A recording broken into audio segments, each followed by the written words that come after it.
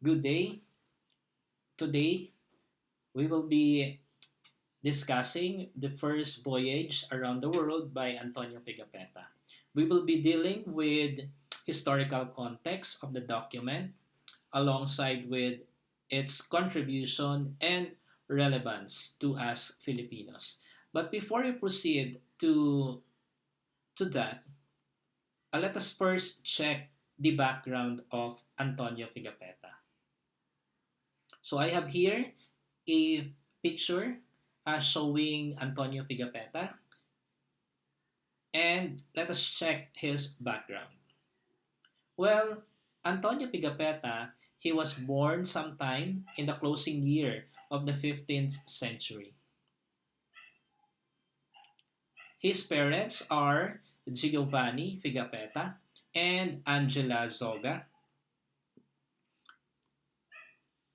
He is the eldest child among his two siblings, and he was a native of Vicenza, a town 100 kilometers west of Venice, Italy. Well, Antonio Pigafetta, he studied anthropology, geography, and even cartography. He served on board the ships of the Knights of Rhodes at the beginning of the 16th century. He also had an aunt named Elisabetta who married Valerio Chiricati.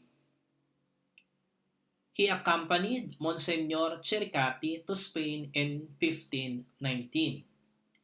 And then he also accompanied Ferdinand Magellan together with Juan Sebastian Elcano in the famous expedition to Moluccas, which began in August 1519 and ended in September 1522. Well, primarily, that is the uh, basic background of Antonio Pigafetta. So now let's move forward to the historical context of his account. The first voyage around the world by Antonio Pigafetta was written on board one of the five ships that was first circumnavigate the world during an expedition that was led by the Portuguese explorer no other than Ferdinand Magellan. And after his death during the voyage by Juan Sebastian Elcano, the expedition started in 1519 and ended in Spain in 1522. I'm showing you a map, a Philippine part of the first circumnavigation of the world.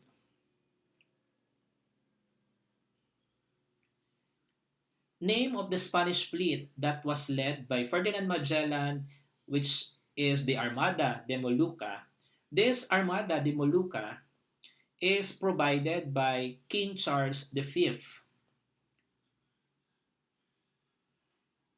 It included five ships, the Trinidad, which has 55 crew under Magellan's command. The second is the San Antonio. It has 60 crew commanded by Juan de Cartagena. Concepcion, 45 crew commanded by Gaspar de Quesada. Santiago, 32 crew commanded by Juan Rodriguez Serrano. And lastly, Victoria, 43 crew commanded by Mendoza. Victoria is actually, it carries supplies and other provisions of the whole expedition.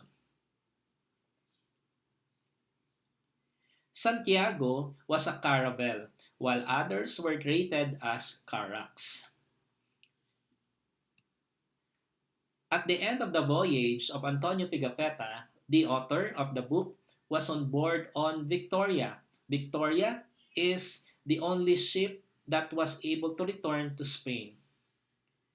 And here is the popular image of the Portuguese explorer Ferdinand Magellan. Upon the arrival in Europe, Antonio Pigafetta presented copies of his account to several high personages, including Pope Clement VII, mother of King Francis of France, etc.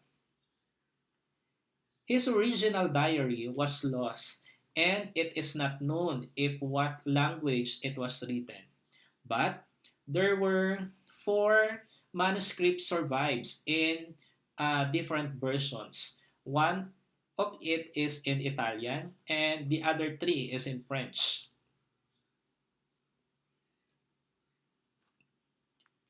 Let's proceed to the analysis of the important historical information that can be found in the document.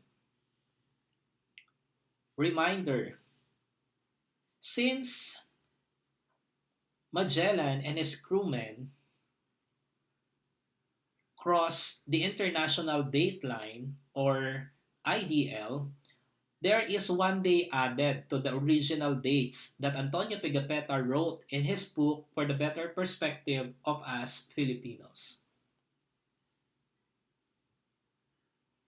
So here is the analysis that can can we found in the document.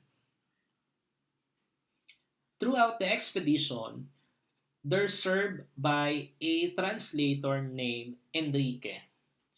This particular Enrique is from Sumatra or present-day country of Indonesia, and he was a slave of Ferdinand Magellan.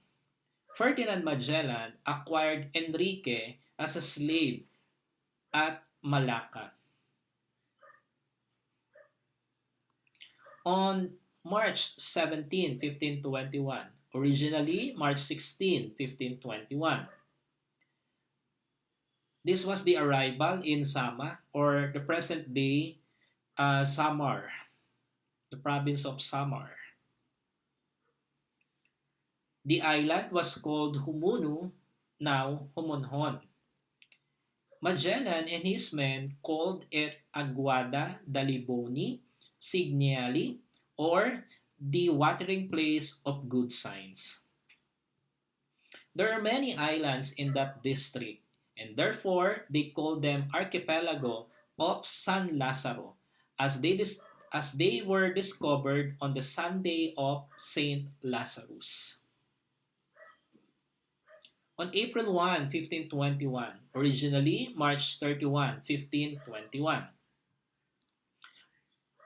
the first Mass in the Philippines was held in Mazawa, or present-day Limasawa. It was attended by Magellan, Raia Kulambo o Raha Kulambu, Raia Siayu or Raha Siagu, Spanish voyager, and local islanders. On April 8, 1521, originally April 7, 1521, Magellan and his men entered the port of Zubu. Magellan and his men encountered some struggle when they entering the port of Zubu. It is because the king of Zubu wanted Magellan and his men to pay tribute to them. But Magellan refused and told the translator that they are working for the king of Spain and threatens him with war. So that is the beginning of conflict between Magellan's men and the king of Zubu. On April 15, 1521, originally April 14, 1521, a mass held with Raha Humabon, and his people attending the ceremony. This particular ceremony was able to baptize 800 souls, and Antonio Pigafetta showed the Queen an image of Our Lady, a very beautiful wooden child of Jesus, and a cross. She asked for a little child Jesus to keep in a place of her idols, and his image of child Jesus is now is known as the Santo Nino that can be found in Cebu. I'm going to show you the image of Santo Nino de Jesus that was given to the wife of Raia Humabon.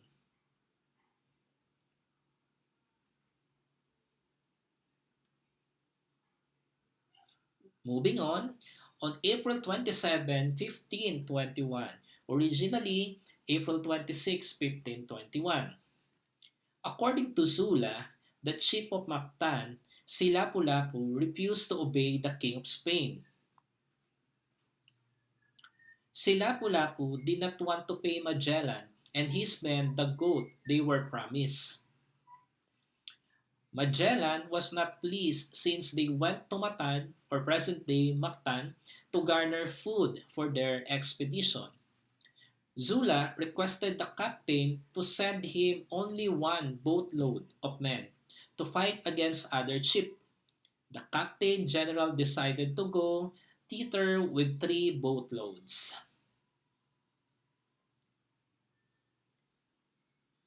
According to the account, the captain did not wish to fight with them, but sent a message to the natives to the effect that if they would obey the King of Spain, recognize the Christian king as their sovereign, and pay us our tribute, he would be their friend.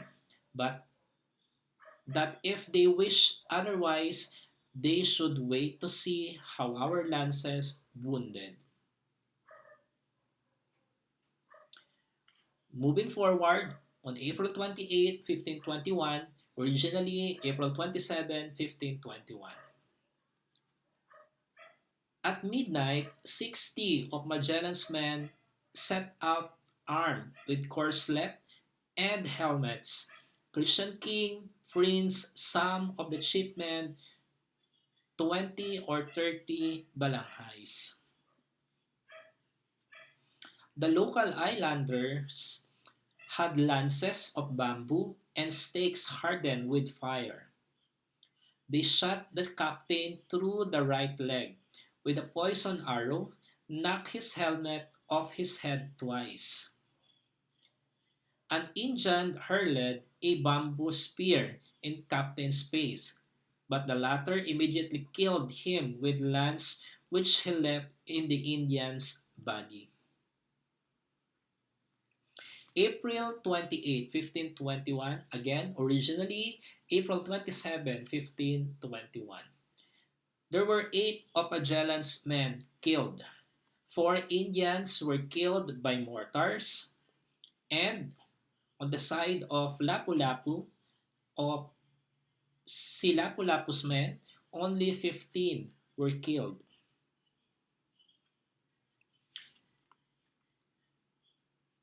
On the other hand, the contribution of the document in understanding the grand narrative of Philippine history was: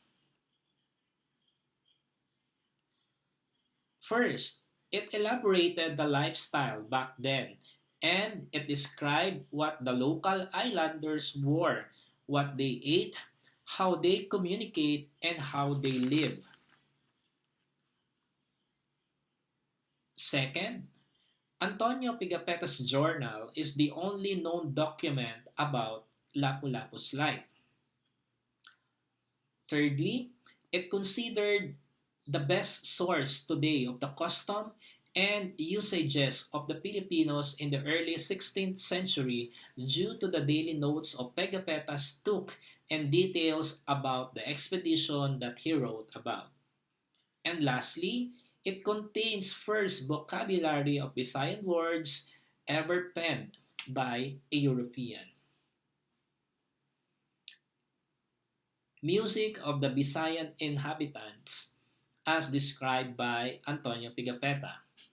I am showing you a picture of some Visayan music instrument during the arrival of the Spaniards in the Visayan Peninsula or Visayan Islands.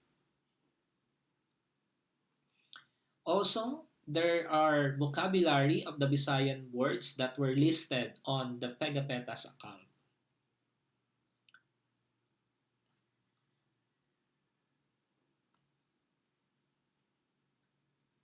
And now let's tackle the relevance of the document of the Antonio Pigafetta.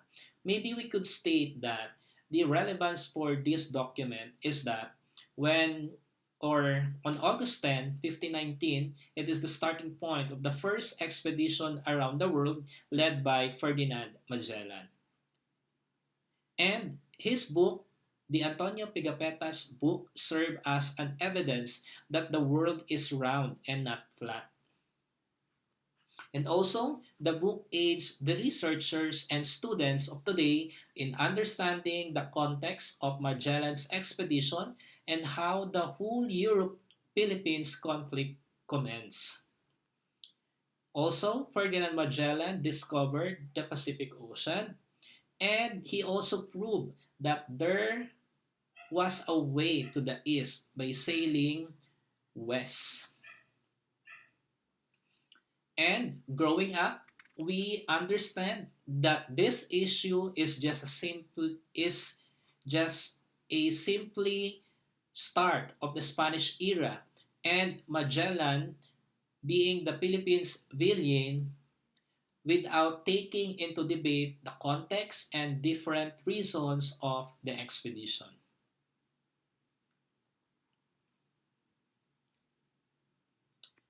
The expedition that happens from 1519 to 1522, it actually opened many doors for Spain, together with the different countries around the world due to the different discoveries from this expedition.